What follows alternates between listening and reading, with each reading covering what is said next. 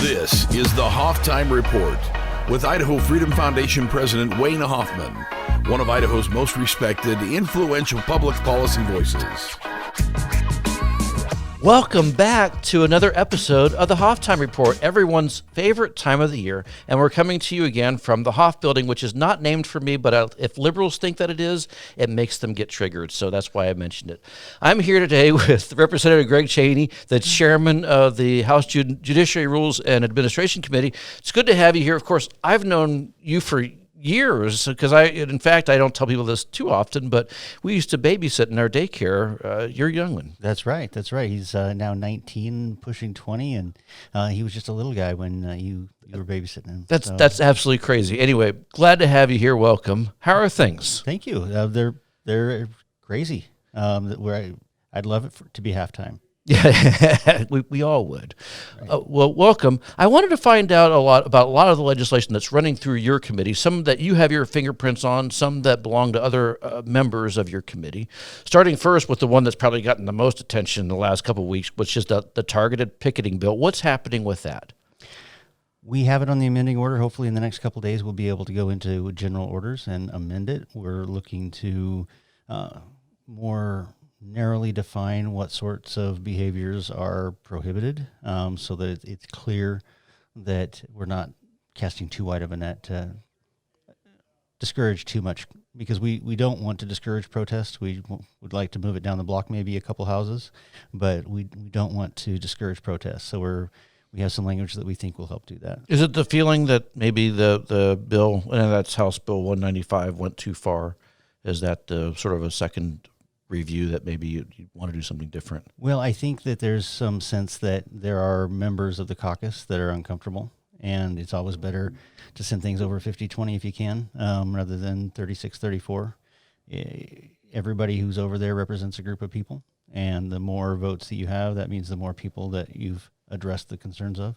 And so the broadest possible group of people that we can put together, the better. There's got to be a balancing act in there. Is what I when we were doing our status of the week, in which we named you and your co-sponsor. Hey, I was honored to receive an award. Have you gotten it? Did it show up in your mailbox yet? No, not yet. Okay. And we'll see how you do in the status of the quarter. But that's another contest altogether. The competition that's next level. This is my rookie year of being a status. So But in all seriousness, there is a balancing act, and I think the U.S. Supreme Court decision in Frisbee kind of reflects that a little bit. But the concern that I still had going forward is there the potential, even if you follow the John Paul Stevens model, where they say, okay, you show up and you protest either the mayor or the city councilman, the legislator, the abortion doctor, or whoever it is, and then you go home, by putting restrictions on, do you potentially create other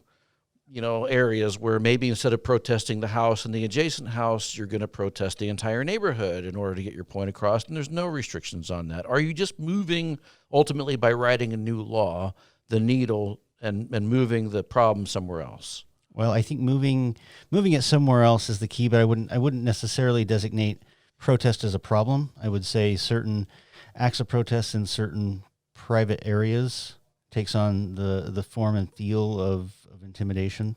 And again, this isn't about me. This bill was introduced well before I had any personal experience with this.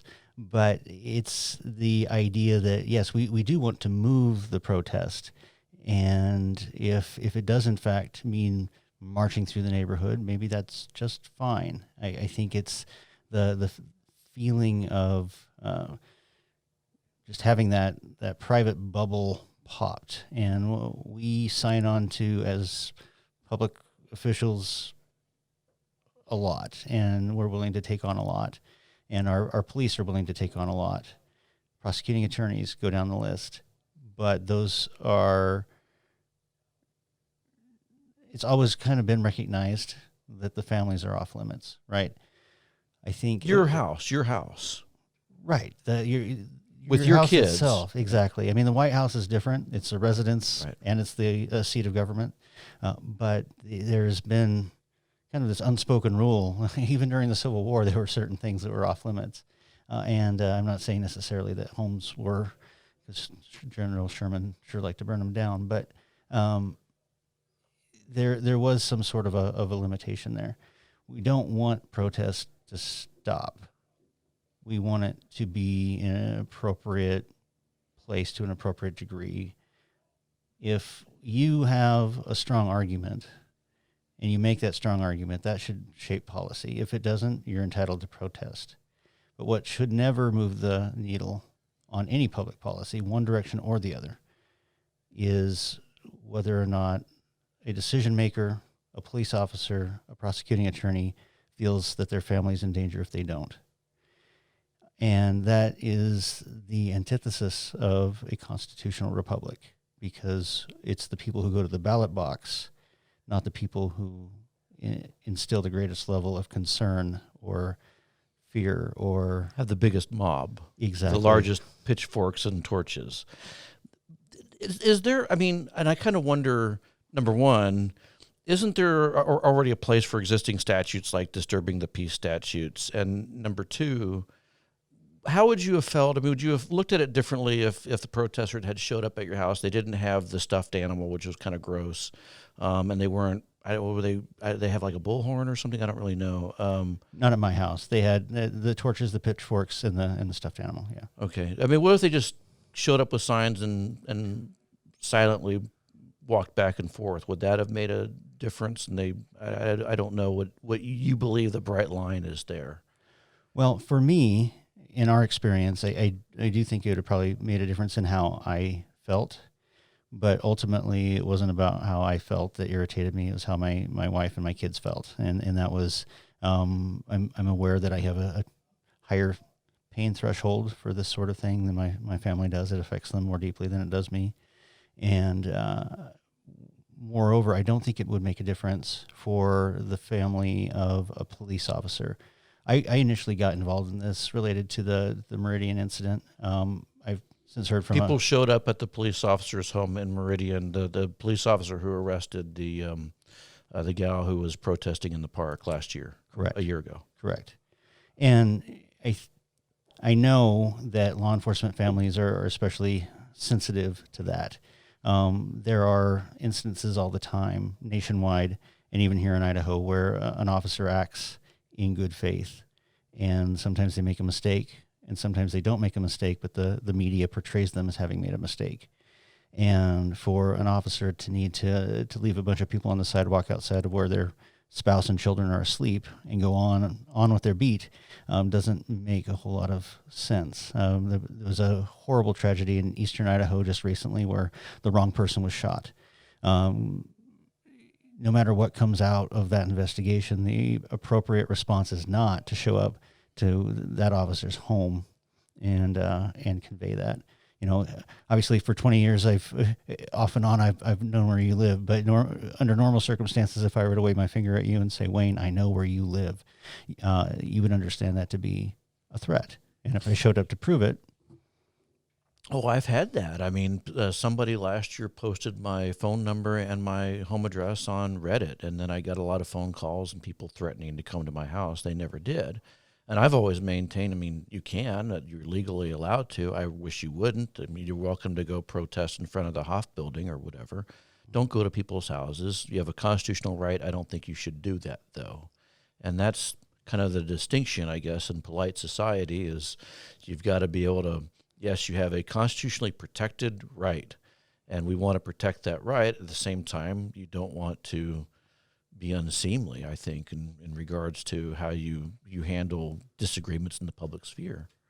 No, I agree. And John Adams said there can be no public virtue without private. And to a certain degree, we all have a responsibility to the institutions that bring us the ability to have an elected form of representation and to have a responsive government and hopefully an ethical and transparent government. And I think that, you know, there's an old saying, good fences make good neighbors. When it comes to constitutional principles, fences are a bad thing. But I do think that saying, hey, could you move that down the block? I mean, I could put an aerial view of my neighborhood up, and I could circle 100 places within 500 feet that would have been more appropriate, perhaps, and would have maybe even gotten more attention based on where my home is positioned. than what was done there. And I'm not saying that the government needs to prescribe how people protest. I'm just saying that not every act of protest is truly about protest. Do you wish the bill, and in hindsight, had been more prescriptive, that maybe it was a little bit more targeted, so to speak? The targeted picketing bill was a bit more targeted now that it's going to general orders, and you think you can get there? I think I can get there.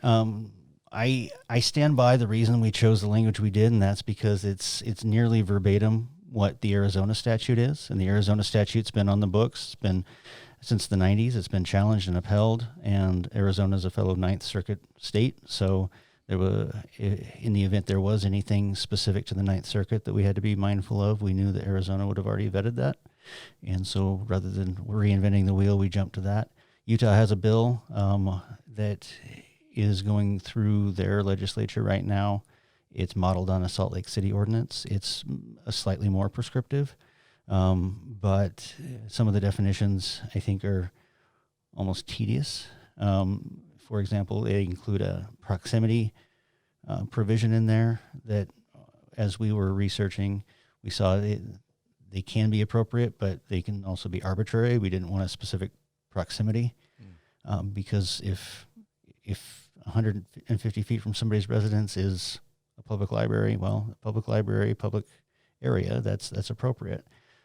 We felt that it would be potential, that there would be a strong potential that there would be some protected speech that was looped in there. With intent to harass, annoy, that language is intended to shrink what is proscribed rather than to expand it, so we wouldn't accidentally catch somebody canvassing or just happen to be walking by and expressing opinions. That's why we thought it was appropriate to keep that. Now, I do think we can get there with a little bit of a different approach in a way that makes more people comfortable. This is a stomach churner for a lot of folks, and I get that. It's a stomach churner for me as well, because you don't want people who feel disaffected to feel more disaffected. But at the same time, there must be a recognition that certain acts are meant specifically for their intimidating nature and less so about generic protest. For example, the "I know where you live" is an example. Is that a statement of protest, or is that a statement of a threat? And I think, especially with our current political climate, coast to coast, that things have been shifting more and more to the side of exchanging threats rather than having dialogue. But isn't "I know where you live"? I mean, in Idaho, you've got a constitutional right to petition your legislature for redress of grievance, and somebody might say it's perfectly appropriate to say to your legislator, "I know where you live. I'm going to go over to your house and talk to you about whatever the statute that you're trying to change to, I don't know, create an education savings account or whatever it may be, or this bill in particular." That's a feature, not a bug, right? Or is it? No, it can be a feature, and there are a lot of us that welcome the conversation. Everything's a matter of context. And again, what might be appropriate for the legislature may not be appropriate for a prosecuting attorney who had to drop a case for lack of evidence and people are upset about it, or a police officer who makes an arrest decision, or a deadly force decision, or look at the Christopher Tapp situation in Idaho Falls. Had at the appropriate time, that confession that was finally thrown out, had it been thrown out earlier on, and he had been sent home while the entire community still felt he was guilty, would it be appropriate to show up and only in retrospect realize he was innocent after he'd been basically pestered to the end of his wits? There are, in our social media age, there are instances where people have been falsely accused and then harassed through social media to the point of suicide. Yeah, Idaho statesmen. I'm just serious. I mean, they're the statesmen, all these media with the way that they're going after people, and then after the fact they exonerate them, is terrible. But that's not something I go to my government to go and fix, right? Necessarily. Well, not necessarily, but it might, if it got bad enough, be the subject of court, right? And so that's a branch of the government. In the instance of the wrongfully accused, I mean, the answer would be shut off your phone, shut off your computer, and just hang out at home. But where are you supposed to go if you're already at home and you can't shut it off? Right. Yeah. These are the things they're new for policymakers. You're having to figure these things out. But I mean, the comment that I got on my videos regarding this targeted picketing, one of the things that was said was, "Now wait a minute, the mayor took away my business, so I'm going to go and use my constitutionally protected right to protest the fact that I and my employees are out of work, and shouldn't they face the repercussions associated with such a dramatic policy decision?" Absolutely. You have no right to be protected from hearing speech that you don't like. But like Sandra Day O'Connor said in the Frisbee decision, the home is the one place where you should be able to be protected from speech that you don't want to hear, because there might be 1,000 places you can protest. There's only one place you can be at home. And one thing that I've tried to steer away from, especially after the protest came to my house, don't make this about me.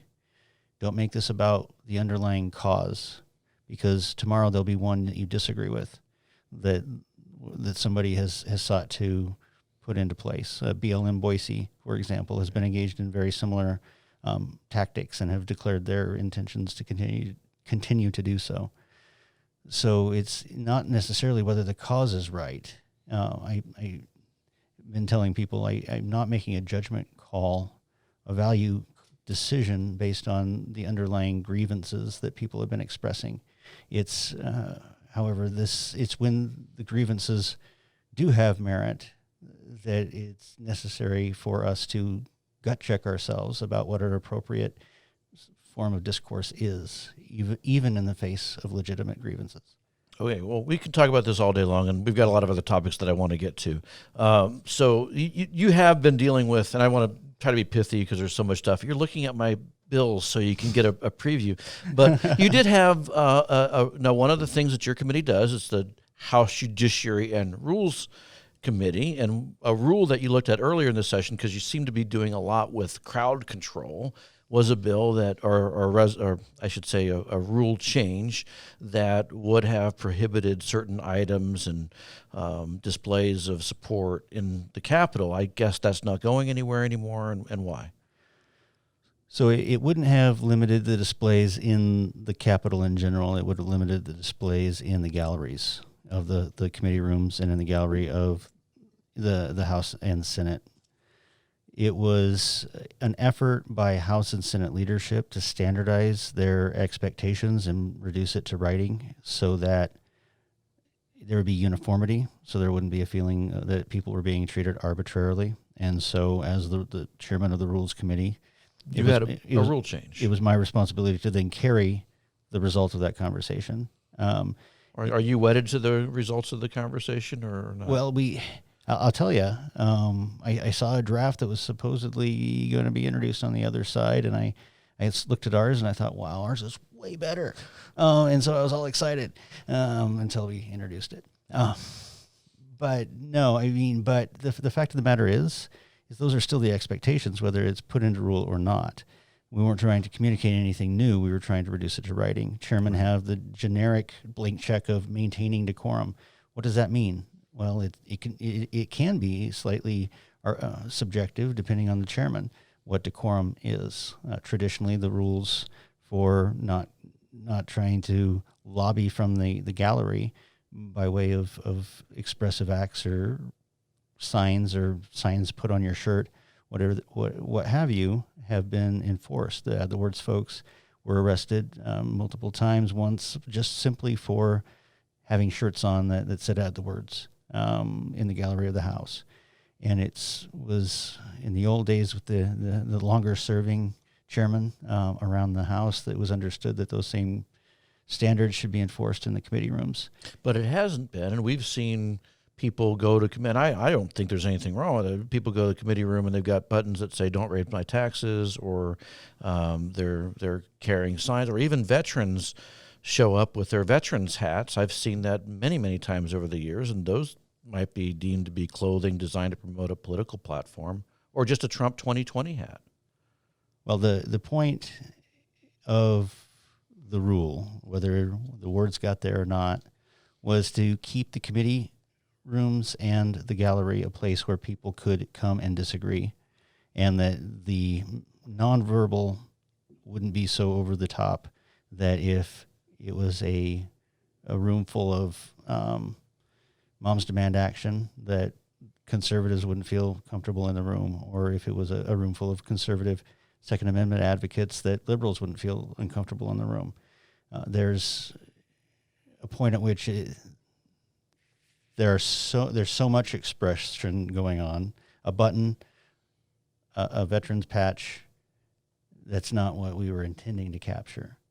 It was, don't be so over the top that, one, you're trying to create an expression of intimidation to the committee. I mean, you can absolutely convey your support, but your presence in the hall displaying speech is an expression of support. The galleries are places of observation, and the floor of the House and the committee rooms themselves, those are places of deliberation based on argumentation. And so there's a point at which it's time for the committee to make their decision based on everything they heard, whether there were 50 other people in the room similarly attired, or whether it was the sole Wayne Hoffman standing in front of the committee expressing a point of view that nobody else expressed that day. Those ideas need to be considered for what they are. So since a lot of this is very subjective, where do you go from here? I mean, how do you do this? And how do you create an environment, the legislature, where a person feels perfectly welcome to show up with Make America Great hat and show up with an Add the Words shirt and not be told, sorry, you can't be here, you're in violation of the rules? Well, do you need to do anything to that end? Maybe it's just fine the way it is. Well, we all manage it one way or another. And the point is not just what somebody is wearing, but it's how are they making somebody feel welcome or not, or how are they making people feel unwelcome. It's nobody's responsibility to make somebody else feel welcome, but are they making people feel unwelcome? There are a lot of ways they can do that without even getting into the attire issue.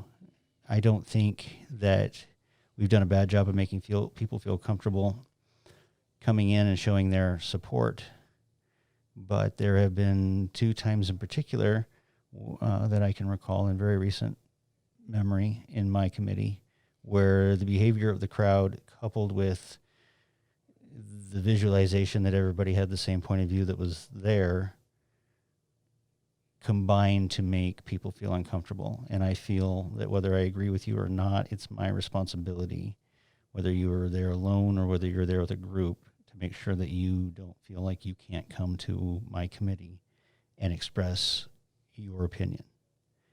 And one was a large group of left-wing advocates last session, and there were boos and grunts and so forth for the right-wing position when it was shared, and one was right-wing advocates during the special session. And in either case, they're both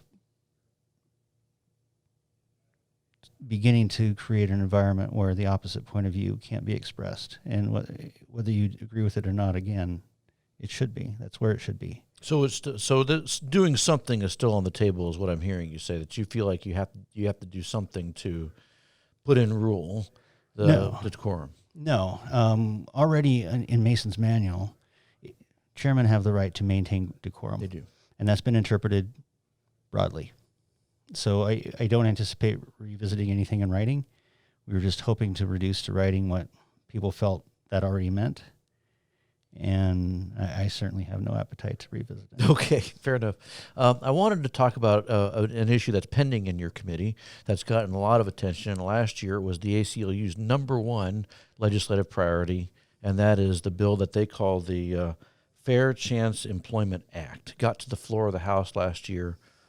What are we expecting is going to happen with that? And that's been given a hearing Wednesday, and I don't know what will happen with it. I don't know what the committee will do with it. Where are you on it?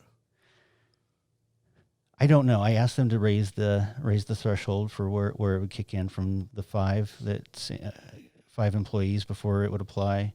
That's currently in line with the Idaho Human Rights Act, up to 20. That would be more in line with FMLA guidelines. And that was the concession I requested to grant a hearing. I was a no last year, and I'm leaning no this year simply because while I absolutely admire what they're trying to accomplish, I don't like telling people what they can and can't ask. My whole argument for asking them to raise it from 5 to 20 is the smaller the small business, the more, frankly, frazzled that business owner is likely to be, and to have to go through extra steps to make a hire to get somebody in a position is time that they simply don't have. A lot of the larger corporations, larger interests came and testified in favor of the bill last year, and I was not persuaded because those folks have human resource departments and they have whole floors of attorneys on staff, or at least on retainer, and so complying with one more regulation, of course, it doesn't seem like that big of a deal. But it's the little guys that I was worried about, and I'm still not quite over that.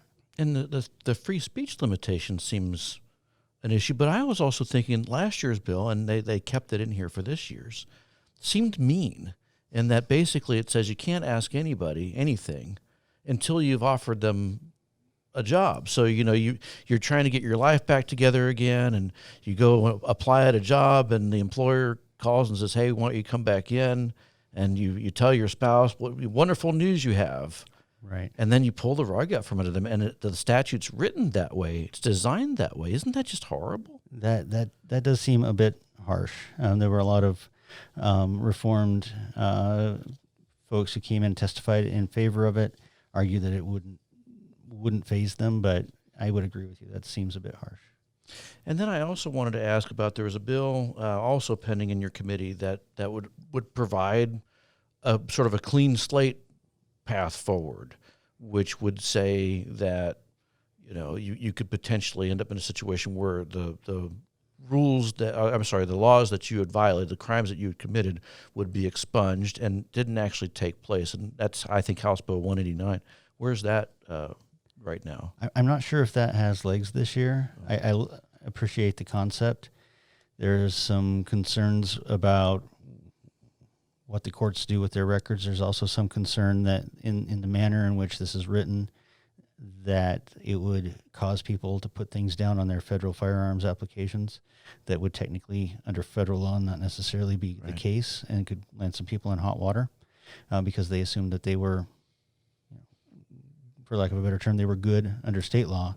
And but so not under federal law. Right. So you're kind of caught between the two. And I kind of wondered, and I went back and forth with the sponsor of the bill, that you've got two different sets of records and two different realities. Your reality is your record's been expunged, but they're at law enforcement and the prosecutor's office, they've got this whole other set of records, which is almost Orwellian in that the government knows one thing, and yet, right. How do you fix that? Well, I think you need to go to a complete expungement, but to do that, and for me to be comfortable with it, I would want a longer timeline. This bill allows expungement or sealing or whatever, however you want to classify that, after 5 years. If you're going to truly wipe it away from all memory, I think it's got to be 7 or 10, just by virtue of human nature and other things in the law, where 7 years is a significant amount of time for purposes of using a conviction as evidence. Why does law enforcement have so much say, and the prosecutors have so much say in that issue? Once you've been adjudicated of crime, why would law enforcement or prosecutors care about a record that supposedly had been expunged by act of the court?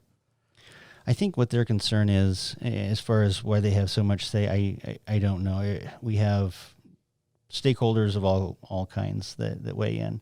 But I believe their concern is that somebody who hadn't really been reformed, who just managed to stay out of trouble, would get essentially first offender status time after time after time after time, when really they're a drain on law enforcement, on society, and on victims of crimes such as thefts and assaults and that sort of thing. And so they're worried that somebody would get treated like a first-time offender too many times, and that the system wouldn't properly recognize somebody who was perhaps even escalating. I could talk about this subject all day, but I had two more that I want to get to, and we're running out of time. Sure. So you are the oversight committee for the Judiciary. And Correct. One of the things the Judiciary did in light of the coronavirus was suspend jury trials. What do you see your committee doing, if anything, about that, given that that is a constitutionally protected right, the right to a fair and speedy trial by a jury, or anything? Well, there's a bit of tension. I believe it's Article 1, Section 13. I may miscite there, but gives the courts of the Idaho Constitution, gives the courts a lot of power over what they do. And so there is a tension there. Effective today officially was the first day that jury trials were back on the table. And so a lot of efforts are potentially moot. Frankly, a lot in my day job, I saw a lot of defendants getting really sweet deals through negotiation based on the fact that they knew they were going to be backlogged once they resumed again. Definitely we want there to be the constitutional right to a speedy trial to be upheld. We have one of the more friendly definitions of speedy trial in Idaho. So under federal jurisprudence, it's much longer than what we're traditionally done here in the state of Idaho. So we're not even as bad as California yet, despite the freeze. Okay. Skinniest kid at fat camp again. That's right. But there's been so much talk about oversight for the executive branch relative to how the executive branch approached this pandemic, and if you want to use that word, why not the same kind of oversight for the judiciary and say, you know what, you can't really just suspend jury trials indefinitely going forward?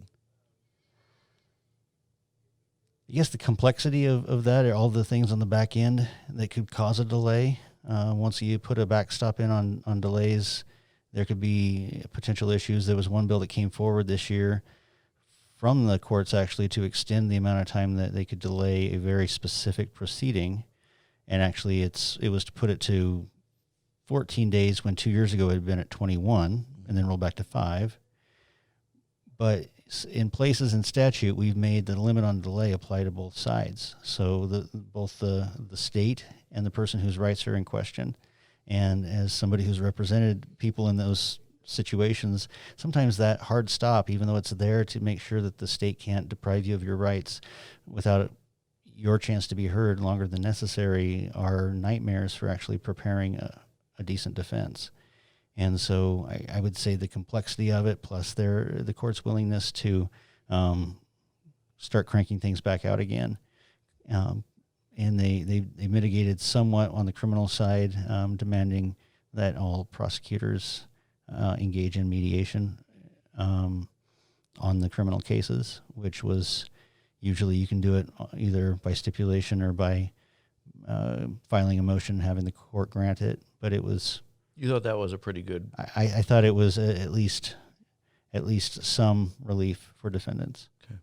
One more, because I know you got to go here in a second. And this is more or less a fun question, so it's not designed to be anything more than just in jest and kind of a curiosity that I've always had. This is a copy of the House Journal. Okay. One of the things that your committee does, of course, is looks over the journal and then presents it to the floor for a vote on it. And it says, the Committee of Judiciary Rules and Administration report that we have read and approved the journal for the legislative day, and recommend the same be adopted as corrected. Now, of course, the journal also says that whatever bill, the bill being considered, was read the third time at length, section by section, and placed before the House for final consideration. And everyone knows, except for in certain circumstances, probably that did not happen. So the journal's not honest, and you're the committee chairman who's basically charged with oversight over this dishonest journal. What do we do about that? Well, if you read deep in the House rules, you see that the clerk of the House is an ex officio member of the JRA committee, the Judiciary Rules and Administration Committee. So as an ex officio member of the Judiciary Committee, she and her staff have read the journal. And so you haven't been painstakingly reviewing the journal to see, right. but we'd acknowledge that everyone, and of course everyone votes for it, so it's not really just you, Right. But it's not really accurate. It's just a funny thing to me, I guess. Right. One of the weirdest things about this assignment is for the first 3-4 minutes of every floor session, they're throwing my name around. And that used to be time Things I that would you've been tune out. doing. Right. I'm like, oh well, I've been busy. Look at me. I printed a bill this morning and then Right. referred it back. We Right. met really quickly and oiled the printing press, and it Amazing. jammed up on me. And I always knew that that was something going on in the background. Fun. Well, anyway, thanks for being here today. I wish we could keep talking because there's just so much to do, but glad you were here, and you're welcome back anytime. Hey, thanks for having me. And if you have a guest you'd like us to talk to, let us know. Drop me a note, wayne@idahofreedom.org, and we'll talk to you again next time. You've been listening to the Hoff Time Report with Wayne Hoffman. Be sure to visit idahofreedom.org for Wayne's articles, IFF research, and show notes from today's episode.